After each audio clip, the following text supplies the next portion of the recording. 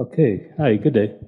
All right, so Shiva Bissessar, Managing Director, Pinaka Consultant. It's a pleasure to be here in Cuba, facilitating this conversation on the need for addressing online harms. And of course, I'm joined by a lovely panel of experts, and we're going to explore this issue from various perspectives. We heard yesterday of the various internet governance structures within the Caribbean and Latin America, and I had the opportunity to participate at the Global IGF in Norway in June. And this was really an eye-opening experience in witnessing the attention to the topic of reducing online harms as faced by children. So much so that I question whether we in the developing world are somewhat lagging behind the developed world in examining and treating with some of these online harms. At the IGF, we learned of the threat of the use of AI deepfakes to create sexualized content facing school kids.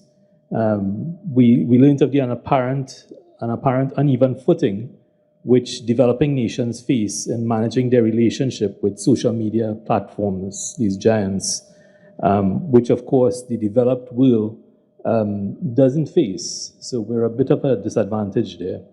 We learned of facilities for the exchange of information as pertains to online scams and financial crimes, which can be used by law enforcement within investigations. We learned of the ambitions of nations in taking responsibility to protect their citizenry by imposing restrictions on the age at which children may be able to access social media platforms. And of course, this now gets us into the point of the need for laws and technical controls to limit access to some of these social media platforms. We also learned of the importance of taking the perspective of youth into consideration and giving them a say within the development of policies and laws around that issue of accessing social media. I want to give you a direct quote from one of the sessions at the IGF in Norway earlier this year. It was in a session, Securing Child Safety in the Age of Algorithms. And it comes from Leander Barrington Leach of Five Rights Foundation. Consistently, around half of children surveyed say they feel addicted to the internet. Nearly 2/3 say they often or sometimes feel unsafe online. More than 3/4 say they encounter content they find disturbing, sexual content, violence, hate. 1/4 to 1/3 are bullied online. Half experience sexual harms, 1/4 sextortion. Eating disorders, child sexual abuse material, and suicide are going through the roof. The acceleration of AI is now set to supercharge these risks and harms. And that really sets the context for this conversation that we're now going to have within the Caribbean. So I'd like to give the floor over to Luli at UNODC, just to give a few introductory comments on some of the work that UNODC plays in the global fight against cybercrime, and then I'll get into questions. Luli? Muchísimas gracias. Thank you very much. I'm going to speak in Spanish. I hope that the translation is ready for you. I would like to thank for the invitation and also to CARICOM and to Cuba for hosting this event and for providing the opportunity for us to participate and to speak about the international context. As we have been saying, we have to guarantee all this rise in the cyberspace and also our security. This has been a challenge since internet was created and years have passed and platforms have grown with millions and millions of people who are watching and using these platforms, and the tools and the virtual realities and AI people are becoming addicted and they do not know what to do with this amount of information. And sometimes we also have much information in all these platforms and areas that we use. And we look for what we like, we buy things online, and also the different Cuban platforms provide information. And this has become in in a trade interest. And also, there must be international platforms that regulate all these issues. And we have to fight against all this cybercrime that is emerging on the internet. So, this is an international problem, and countries must agree and they must work together against cybercrime at the transnational level. And this issue was addressed in one of the sessions of the UN. And all the countries, for example, Vietnam, in October this year, invite us all, that countries are part of the international convention, to help other countries to establish regulations and rules. And this is the context we have to use in relation to the regulations and rules to protect the human rights of the citizens at the national and international level. But we have to make sure that these platforms must be available in relation to the registration process, provide information to the police departments in relation to all these distortions, but also at the same time the regulations in relation to the use of internet, the conservation of e-data, and also the issues that different service providers have. So we have a possibility to see that children have downloaded information on TikTok, and we must work together on these issues and regulations. And at the same time, we have to create and educate and raise awareness of children, because they are using AI to create programs. So they cannot have access to all this dangerous information. Because if we give children cell phone, so this is becoming a weapon because they do not know what dangers they can find. So we have to self-protect ourselves, to see what we have, what we are doing, what we are posting, because we have to protect our own human rights. How we can protect our children in the face of the internet, because there are people who are posting photos, and this is a responsibility of all. And also, we must implement national regulations. Thank you. Thank you. As we had that introduction from the UNODC, I'd like to hand over to Cleveland Thomas to just give some opening remarks on the role of the ITU in fighting cybercrime. So good morning to everyone again, and thank you for the opportunity to be here on this panel. Appreciation to the CTU and also Honorable Minister, Deputy Minister, and every other senior official, other international guests. On behalf of the ITU, thank you for the invite. And for those who don't know the ITU, the International Telecommunications Union, we are the specialized UN agency for technology. We are the agency that has been in existence since 1865. So we pride ourselves in our operation for over 160 plus years. What do? We are involved in everything technology, spectrum, matters dealing with interconnectivity, standardization, even dealing with digital training, and of course, many others as it relates to policies regulation, legislation, etc. Cybercrime is one of those areas that we have tremendous interest in. For some of the reason you heard from our moderator earlier this morning, and some of the figures that we have. Recent study shows that as much as $90 billion plus come through and are affected through cybercrime within the Latin America region. And you heard also the impact it has on children. 40% of survey minors have been asked for nude photos. As much as 1/5 of all students are bullied, and many are not attending school. We have the challenge of not only misinformation, but disinformation as well. So with the ITU, as the specialized agency, and in recognition of the good of the internet, we are also seeking to work with many administration in ensuring that it is safe, looking to protect the vulnerable persons online, whether it has to do with fraud, cyber crime, security threats, or otherwise.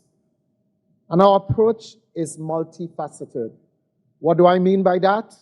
We look at international cooperation, we look at capacity building, resource development, policies and regulations. Some examples for us that one can look to include the Child Online Protection Toolkit. We create a safer space focusing on not only the policymakers, but teachers. We are looking at regulators, home care persons, different entities who all have a part to play to help our young kids. We have guidelines, we have awareness building programs, and we provide digital resource links like storybooks, workbooks, games, graphics, and other things to help educate, build awareness. But apart from all of that, the ITU being who we are, also have what is called the Global Cyber Security Agenda. What is the Global Cyber Security Agenda? It's a framework for international cooperation. As you know, crime does not stop at the boundaries or the borders of any one country. And therefore, how do we engage other administrations throughout the world to help us to deal, to apprehend, and address some of those global challenges? We help countries in developing national cybersecurity strategies, capacity building, national certs, cyber drill. Cyber drill dealing with exercises to stimulate or simulate real-world cyber incidents to help improve responses and to enhance cooperation among administration. Those are a few of the things that we have that among many others, but I think that the intention is to have cooperation. No one entity can deal or address the challenge of cybercrime in any form.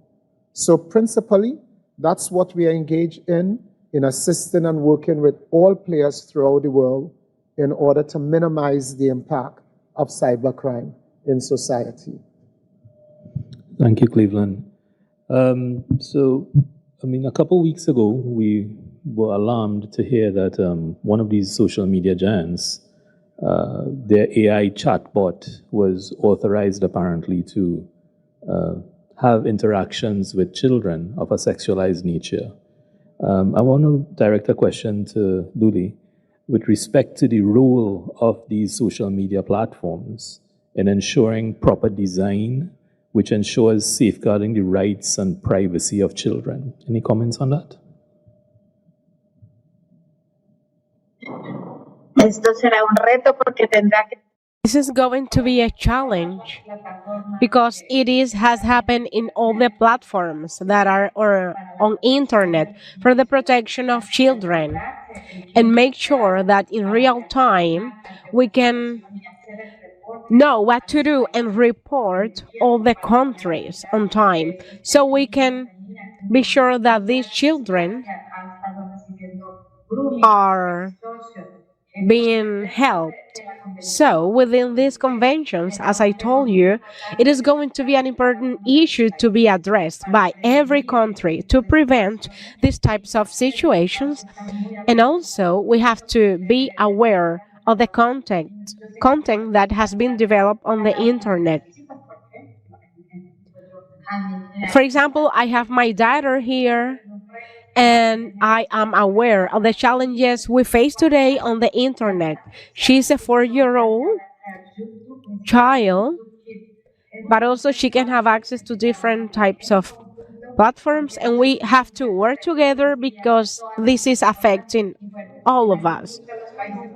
And in a certain point, every country must decide if this platform is not meeting with the requirements, so they have to block them in relation to the well-being of the citizens of their countries and the young people and adolescents and children in their countries, because we have to protect them. So every country must decide whether or not they are going to use these platforms and implement regulatory frameworks regarding the use of internet, because it is open us in this digital era, but it is putting us in a disadvantage. And we have to make some research, because if we do not detect all these cyber crimes, our children are going to be under danger and is going to keep on harming other children. This must be a continuous work to guarantee that children are protected, and the UN has to work with us. Thank you. And I'm sure one takeaway from what you've contributed there is that the need for constant vigilance. And I suppose the various stakeholders will have a role to play within that. Cleveland, what is the role of governments, regulators in reducing online harms? Thank you. I can't ignore your lovely young one with you there participating in this event. That is good. Really, really nice to see.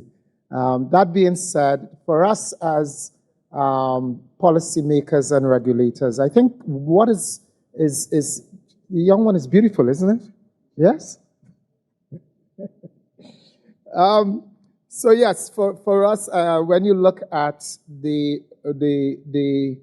government and the policymakers, etc., government ultimate role really is, I believe, is to protect the citizens' interests from harm. And they must create that kind of digital safe space for users. So one of the things I believe government ought to do is to define exactly what is online harm, because it means different things to different people in different countries. So what is harm online? What is cyberbullying? What is harassment? What is disinformation, misinformation, whatever we define? So first thing is to define that policy as it is and establish certain basis for action. Because against those who commit online crime, there must be a platform and a reference point to do that. And that's the role, the responsibility of governments. The governments also, I believe, have a responsibility with policymakers, to treat with international cooperation. How can the government, in fact, share information among each other? And then they create that national cybersecurity strategy. One of the things that we advocate at the ITU is the need for government to have that macro approach of the creation of a national cybersecurity strategy. that take all players into account, academia, private, etc., involved, to have that framework. And that framework, we believe, can be a blueprint for the foundation of legal, technical, and other things. The regulator on the other side, we see you as the enforcer of those policies. The regulator will, in fact, have some regulations dealing with the likes of perhaps data protection, electronic transaction. How can they now execute the policy in order that we have safety online? And of course, we see government and in their role to educate, to build awareness, to develop skills, and all the necessary things that would cause the use and online safety to be enhanced, especially for the vulnerable. And let's not forget, yes, there's an emphasis on child online protection, and my family, we are victim of cyberbullying. Really bad cyberbullying. That's something that is dear to us. But not only our kids, what about the vulnerable, the persons with disabilities? Those persons equally have a need to have certain protection, and special considerations should be made, especially for those persons who are highly vulnerable. So I think it's both to set the framework, to develop, to train, to protect, but also equally, I think, to enforce the laws, train the police officers, how to take reports, what do you look for, what you touch, what you don't touch, who should do it, when you should do it, what platform was used. All those things are critical, and it doesn't happen overnight. Over to you. Yeah, definitely we have to have the policy in place, and we have to chart the course. That's definitely the role of the government and the role of the regulator as the enforcer. Shannique, on that particular issue, CARICOM chairman and Jamaican Prime Minister Dr. Andrew Holness, he recently announced that the regional bloc, CARICOM was moving towards development of a legal framework and model law to protect citizens in the digital space, addressing online harms as well. What may be some of the key areas to be considered in such development of model law? Yes, thank you for that question. I also do think that the gentleman who went immediately before me just now touched on some of my points. But particularly to zero in on just what this model law would look like from a child protection standpoint is just really a strong recognition that children and young people are vulnerable users on the online spaces, on the internet and different online spaces. And so we would need to see very strong provisions coming out that are intended to prevent trafficking even, and those sorts of things that explicitly recognize young people as being disproportionately affected by those issues. Within even while it's looking at it from a CARICOM level, ultimately we also anticipate that this model law will trickle down to individual countries, which must also contemplate how it is that they align with national protections around data privacy and security. In Jamaica, for example, we currently have a Data Protection Act, which would have come in force, I think, a little under 2 years ago, which is really changing up all things that are happening at the government and public level where data protection is concerned.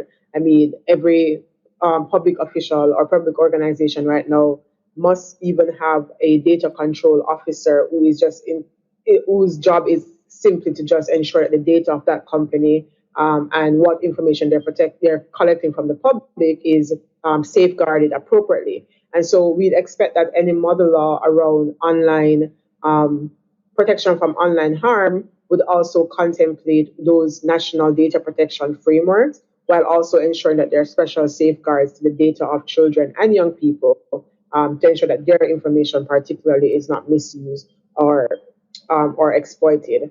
And I think also another interesting part of the conversation is to think about platform accountability, The unfortunate reality is, though many of the social media platforms, for example, may have a minimum age requirement for young users to be able to join, there are several children and young people who may not meet those or children and adolescents rather, who may not meet those requirements, who are part of that online space. And so when we think about what technological companies such as the social media platforms may be required to adopt in order to be more proactive with their safeguards, promote transparency, and also the quick removal of harmful content is something that will also need to be contemplated in the conception and rollout of this model law platform. And I think just two other quick things in terms of key areas. We also want to think about ensuring that there is a rights-based approach that balances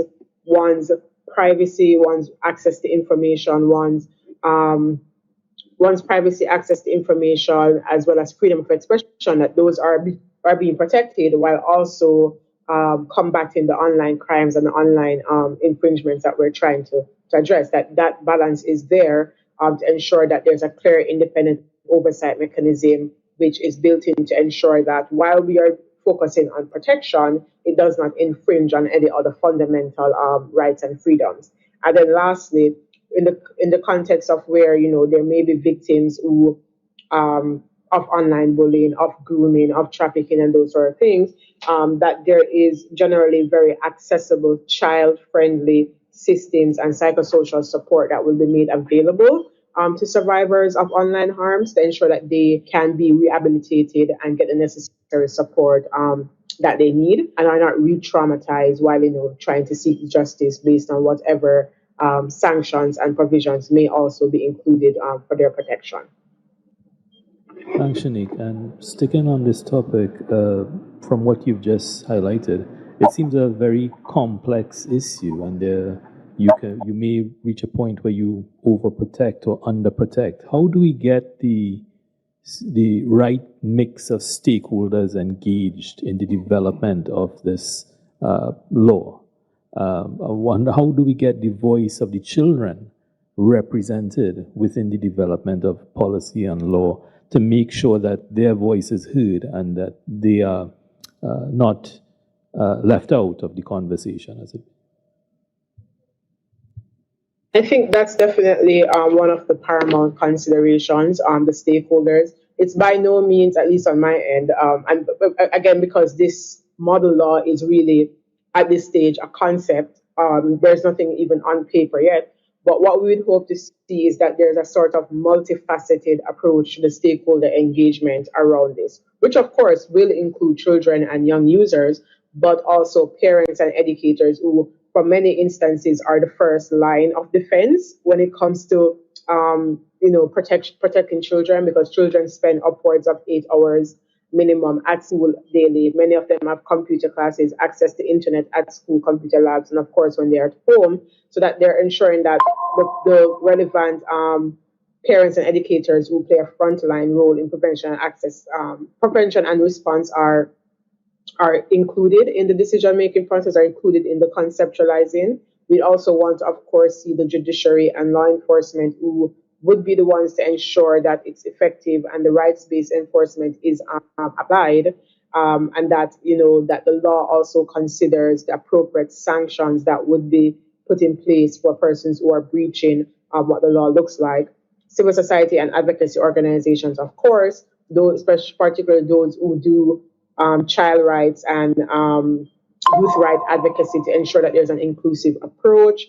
We'd also want to include the various regional international partners, such as even like CARICOM Impact, UNICEF, UNESCO, and those sort of groups that are also working on like digital literacy, digital use, and those sort of things to ensure that there's alignment with global standards and different things. And I think also lastly, we'd want to consider, of course, the service providers, the tech companies who ultimately have a shared responsibility to ensure online safety on their end and to ensure that their users are adhering to the necessary guidelines and policies. And I also do think, just to add, that children especially, you'd want to be very careful. They're not just intended to just be safeguarded in this process, but we need to also ensure that they are recognized as actual agents who need to be part of the co-creating process.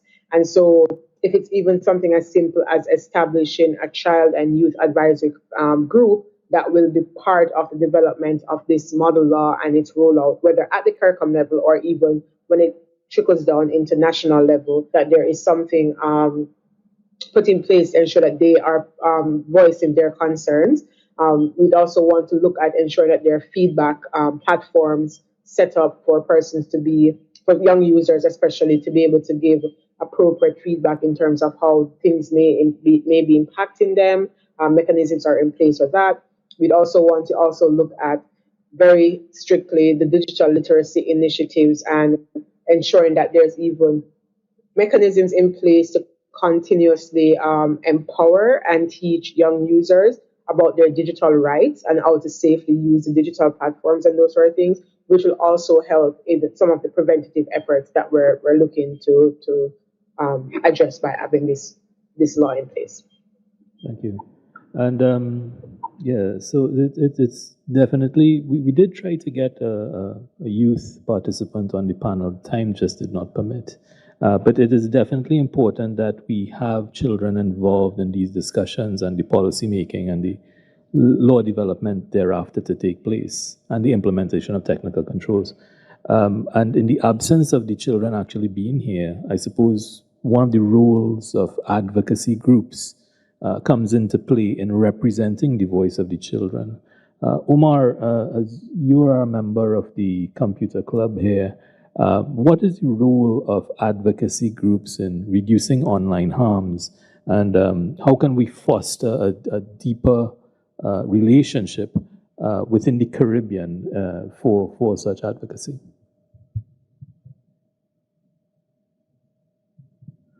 Buenos días. Bueno, como hemos Good morning. As we have said, the digital world has been under a very critical stage in relation to the necessity of protecting our children and a growing inequality in the access to security online. So, age verification is one of the tools that has been implemented, but it is not very proper implemented. And all users can have access to it, and also children. So parental control allows to decipher content in different websites and limit the time access to internet. But we need more education and the development of capacities to make that our young people and children know how to face all these problems. So technology must be an aspect that must be evolving and must be related to this to grant access, a safe access to internet. Defense groups in the reduction of data online is in the users, communities, and also in the government. And its the main functions is to the support and assessing and also education, where we develop all these resources on education and awareness also. In the Caribbean, we have challenges, big challenges such as connectivity, linguistic diversity, and limited resources. But also, we have many opportunities that allows us to elaborate a digital framework to help children and young people to use digital platforms in a safe way, to create these defense groups in the region. So the communities of the Caribbean must be empowered and they must provide a response to these problems. So we have to provide a safe and respectful sites online. And in Cuba, we have community networks, educational centers that are committed in this work. And we are modifying all the challenges in relation to the necessities of the Cuban society. This has allowed us to elaborate initiatives that help in the digital literacy from the youngest people in the house to the oldest ones. and in our clubs. So this has been a program carried out by our revolution, and it has an important role in the digital transformation of the society, and we can be the leaders of all these campaigns in relation to digital transformation. Another initiative is the policy for digital transformation in Cuba, and it is part of our program. So it involves all the sector of the society focused on sustainability and the citizen participation. And with this, young people in the communities can be involved in this. Another initiative is the educational programs at all levels of education. At this time, we are implementing these programs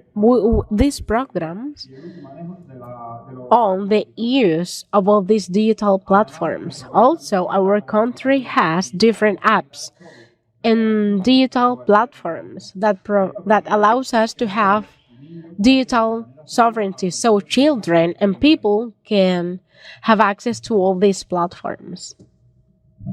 And definitely having that grassroots level approach within the community is beneficial to educate and build awareness with the constituent stakeholders.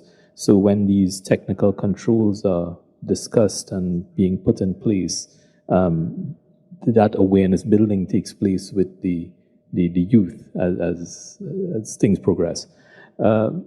Shannique, what is your take on this and the role of advocacy groups in reducing online harm? Strong role as watchdogs for our government and our government policies and legislation, ensuring that, they don't just sit on paper, so to speak, but they actually do have teeth that persons can hold account to for our government.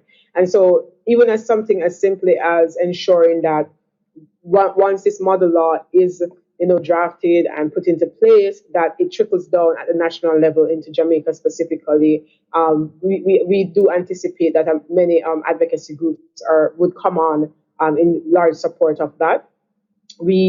Advocacy groups generally are very involved in the monitoring of policy and legislation, the implementation of them, holding states accountable, and those sort of things. So I think that's a very important part.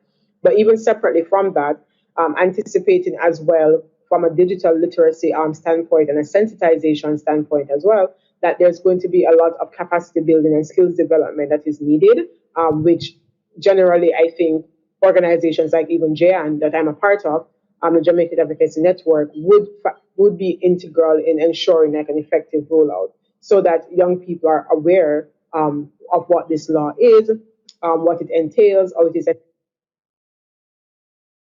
sure that they themselves are equipped to navigate these online spaces in the most protective, for lack of a better word, way.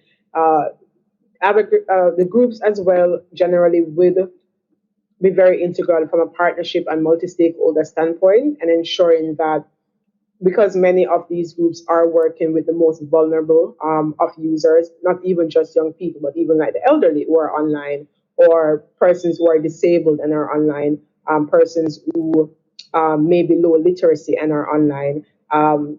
It's very important that all these multifaceted groups and individuals are contemplated and included in the formulation and implementation of these laws. And so we anticipate that these advocacy groups, who are generally voices for the most vulnerable and marginalized people in our society, would ensure that those members are accounted for and are included and contemplated in how these things are developed.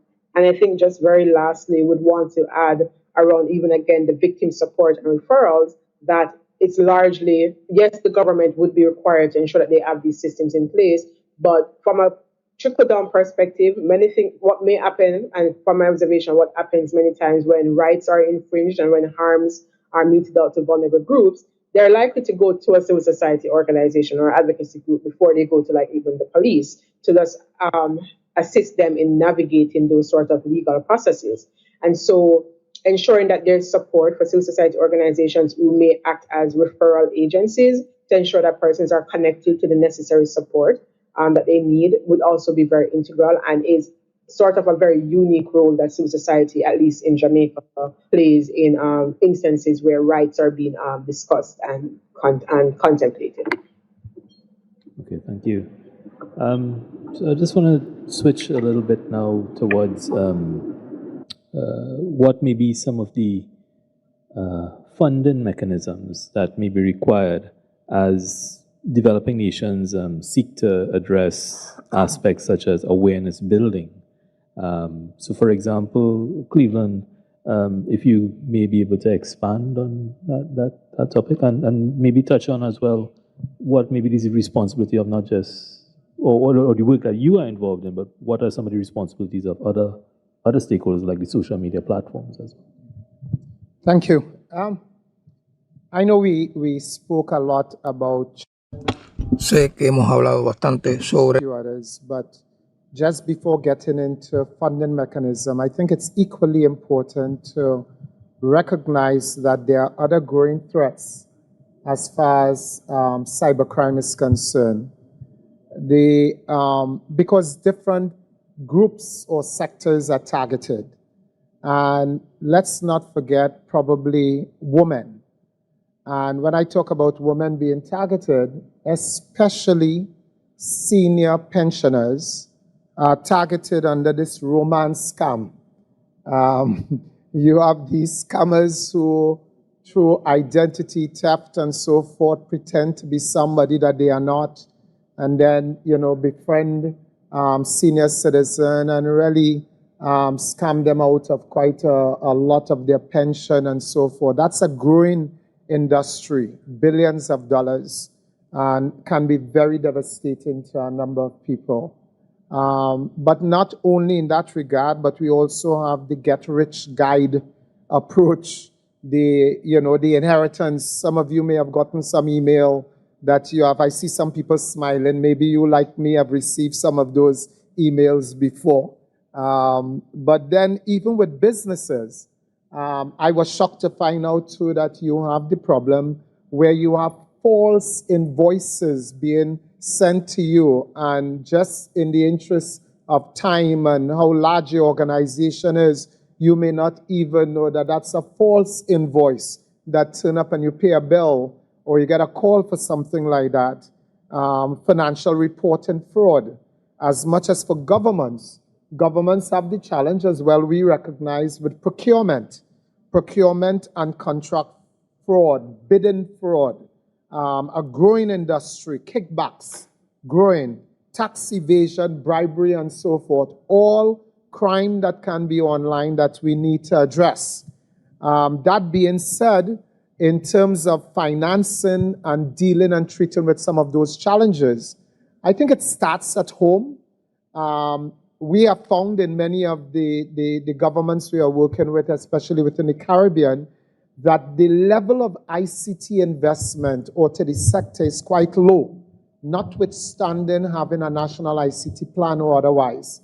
In most cases, it's less than 5% of a country's national budget overall. Far less for cybercrime and security. I think having some allocation towards this component is the beginning of treating with the issue. So funds from within the government, it's one source.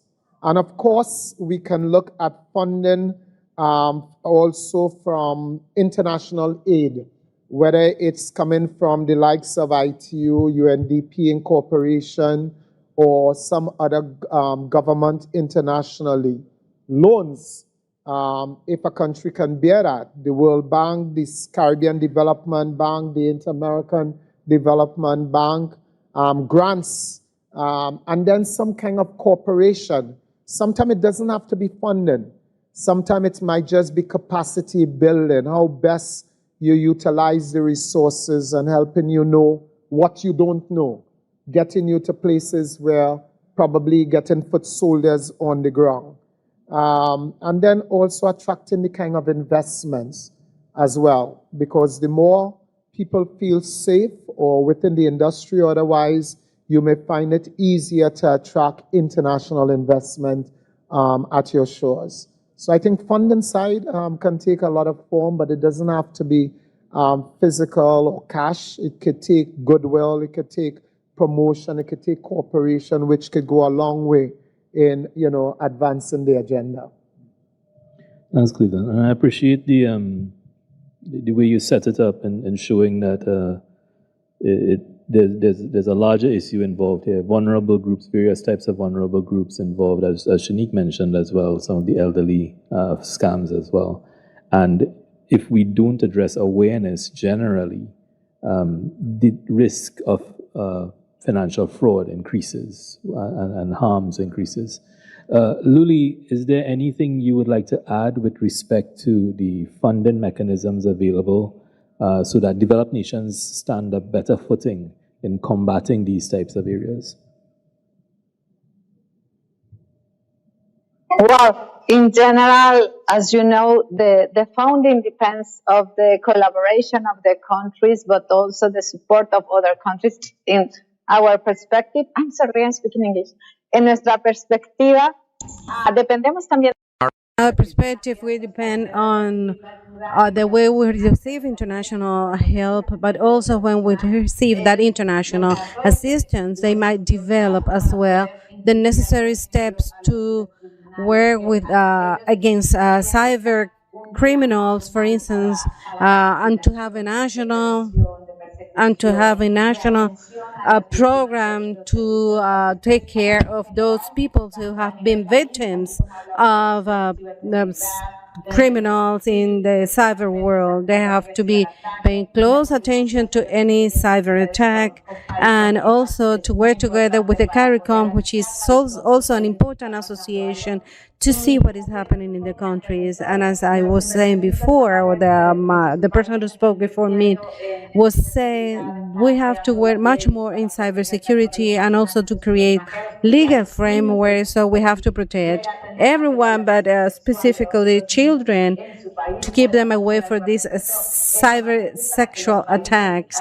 So this is going to be useful so that countries might have investors and also to have companies participating in their countries. So, but we need for all that a national coordination related to the means of communication, to the governments, the regulators of communications, those who are internet services providers, the academy, the ministries of education, and also, as my colleague said, we need the participation of teenagers and children, and all of them together, to have the same political interest, to have the same social interest, and to prevent cybercrime.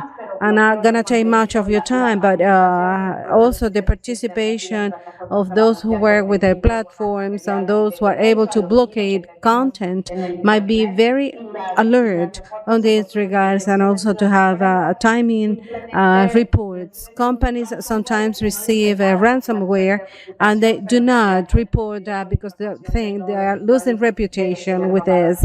So we have to work, indeed, we have to work together, and so we can protect teenagers and children and all of us. Thank you. And I often think that we within the Caribbean here, we get a lot of funding with respect to infrastructure development and infrastructure access, progressing this digital agenda. But I'd just like to leave it as a point for this audience to consider. In as much as we are building out this access and we are building out this infrastructure, the risk of online harms increases. So there must be some corresponding measure or some corresponding action taking place to address the increasing harms that come about with this increased access. How are we doing for time? I thought we would have.